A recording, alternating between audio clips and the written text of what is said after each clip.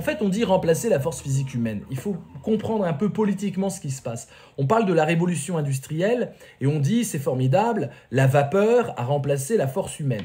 On oublie juste une donnée de l'équation, qui est une donnée fondamentale. C'est qu'en fait, la vapeur, bah non, il faut aussi des humains qui non seulement transpirent jour et nuit, mais qui meurent jour et nuit. C'est quoi? Ben, ceux qui vont chercher le charbon, Bah déjà. ouais, exactement. Mais c'est Ouais. fondamental, mais on l'oublie. On le déporte, de toute façon, chaque fois qu'on crée un outil, Exactement. on déporte la charge sur C'est quelqu'un important. d'autre, de toute façon. N'oubliez pas, l'éthique, c'est la survie du corps de l'autre.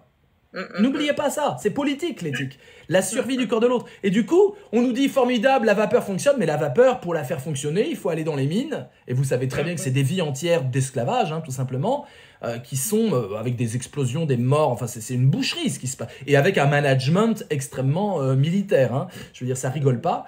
Et donc, on se retrouve, pareil, avec la force de travail, utiliser de l'être humain qui transpire dans son corps, qui meurt plus jeune, aujourd'hui encore. Hein, la différence de vie entre un cadre et un ouvrier, c'est 10 ans.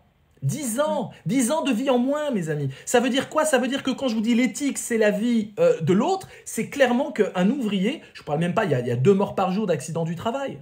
Ouais. 2 morts par jour. Donc, l'éthique, c'est ça. On est vraiment dans cette réflexion-là. Donc, c'est pas tellement ça, donc, la révolution. La vraie révolution, c'est pas tellement de dire on a remplacé la force physique de l'homme par la machine. C'est faux, puisqu'il faut aller dans la mine, il faut aller forer, etc. Non, c'est pas ça. C'est que par contre, ce que la technique a permis, c'est une précision métrique.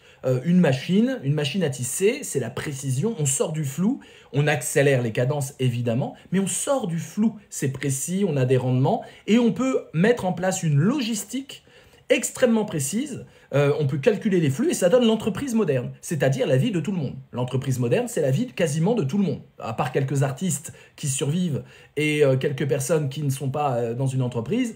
L'entreprise moderne est née de cette sortie du flou. Vous comprenez? C'est pour ça qu'elle est en panique aujourd'hui, dans le management et autres, parce que le flou se réinvitant dans la cybermodernité met à mal la technique qui avait la promesse de nous sortir du flou. Or, qu'est-ce que c'est la cybermodernité?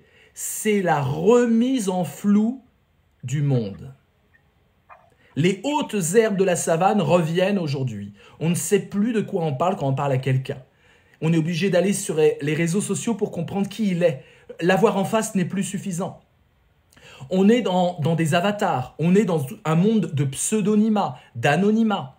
On est dans un monde où l'idée, on ne sait même pas si elle vient de quelqu'un ou si elle vient d'une intelligence artificielle. Un dessin, aujourd'hui, vous ne pouvez plus savoir si ça vient d'une IA ou si ça vient de quelqu'un qui sait dessiner. Et bientôt, les textes, et c'est déjà le cas, les textes, on ne sait plus. Aujourd'hui, un texte, vous devez vraiment vous poser la question, est-ce que ce texte vient vraiment d'un être humain? Ce qui n'était pas du tout la question en 2020.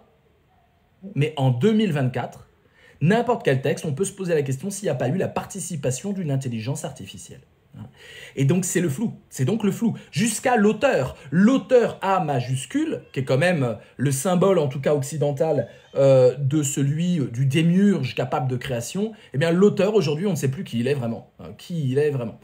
Et du coup, ce régime de flou, cet imprévisible, je ne vous parle même pas des cyberattaques, je ne vous parle même pas de la géopolitique, on ne sait plus, on ne comprend plus rien, tout est illisible. Je ne parle même pas des programmes électoraux des présidents qui sont flous jusqu'à ce qu'ils soient élus. Hein, Emmanuel Macron, on ne connaissait même pas son programme juste avant l'élection.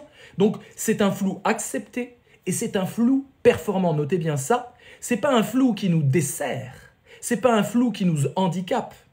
C'est un flou qui permet d'être encore plus efficace, encore plus performant, de se faire élire dans une élection présidentielle, de manœuvrer et de faire des bénéfices dans une entreprise.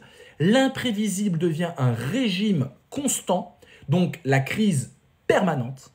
En 2020, il y avait des crises, et puis on sortait des crises. Aujourd'hui, la crise est permanente et le flou est permanent. Eh bien ça, c'est le régime de la cybermodernité.